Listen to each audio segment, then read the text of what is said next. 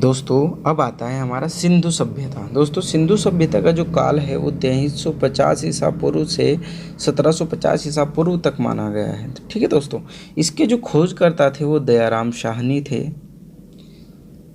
सिंधु सभ्यता में 6 बड़े नगर हैं। पहला है मोहनजोदड़ो, हड़प्पा, गणेरीवाली, धोलावीरा और राखीगढ़ी और कालीबंगा। दोस्तों ये 6 बड़े नगर थे। ठीक है, इसके साथ साथ छोटे नगर भी थे। दोस्तों अब आता है बंदरगाह नगर। दोस्तों क्वेश्चन आएगा कि लोथल, बालाकोट, सुतकहो, इनमें से कौन सा स्थल बंदरगाह है। ठीक है दोस्तों, लोथल क्या था, एक बंदरगाह था जहाँ प्राचीन सिंधु सभ्यता के समय क्या होता था, बंदरगाह था, यहाँ से माल की आवाजाही की जाती थी। सुतकोतदा ये कहाँ स्थित थी, गुजरात में, ये भी एक बंदरगाह था। बालाकोट ये भी बंदरगाह था। सुतकांगेडोर ये बंदरगाह था। सुतकाकोह ये पाकिस्तान में स्थित है, ये भी बंदरगाह था। आगे आता है दोस्तों, सिंधु सभ्यता में जो हमें वस्तुएं प्राप्त हुई है कौन कौन सी है।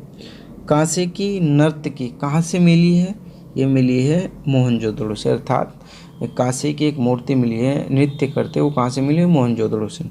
फिर जुते हुए खेत कहाँ से मिले हैं, ये मिले हैं कालीबंगा से। यज्ञ वेदी, ठीक है, ये कहाँ मिली, लोथल और कालीबंगा से। ठीक है दोस्तों, यज्ञ वेदी जो यज्ञ करते थे, जिसमें हम आपने देखा होगा राजा महाराजा लोग एक यज्ञशाला वो बनाते थे, हवन कुंड बोलते हैं यज्ञ वेदी को।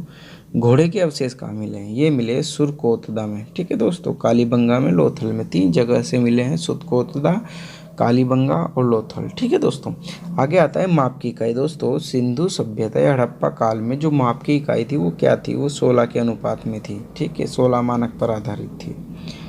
आगे आता है दोस्तों मेलुहा।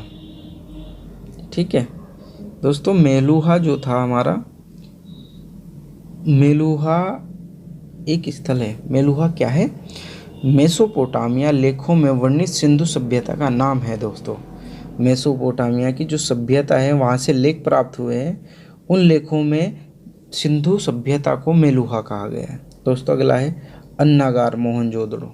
ठीक है दोस्तों, अन्नागार मोहनजोदड़ो। सिंधु सभ्यता की सबसे बड़ी इमारत कौन सी है दोस्तों, सिंधु सभ्यता की सबसे बड़ी इमारत है अन्नागार। ठीक है, अन्नागार यानी कि अन्न रखने का एक घर है, वो मोहनजोदड़ो में स्थित है। ठीक है, अगला है एक श्रृंगी बेल। ठीक है, सिंधु सभ्यता में एक श्रृंगी बेल को बहुत अच्छा माना जाता था। ये मोहरों पर सर्वाधिक प्रयुक्त चिन्ह है। ठीक है, एक श्रृंगी बेल का जो क्वेश्चन आएगा कि एक श्रृंगी बेल किन चिन्हों, जो चिन्ह थे वो किस चीज़ों पर देखे गए, ये मोहरों पर देखे गए। अगला आता है पाशुपति शिव। दोस्तों मोहनजोदड़ो से प्राप्त मुद्रा पर अंकित था पशुपति शिव। ठीक है, अब देखते हैं दोस्तों महत्वपूर्ण स्थल। दोस्तों महत्वपूर्ण स्थल में हड़प्पा सभ्यता, इसकी खोज जो की गई 1921 में की गई दयाराम साहनी द्वारा, और ये रावी नदी पर। दोस्तों आपसे स्थल पूछ लेगा और वो किस नदी के किनारे, हड़प्पा किस नदी के किनारे, रावी नदी पे।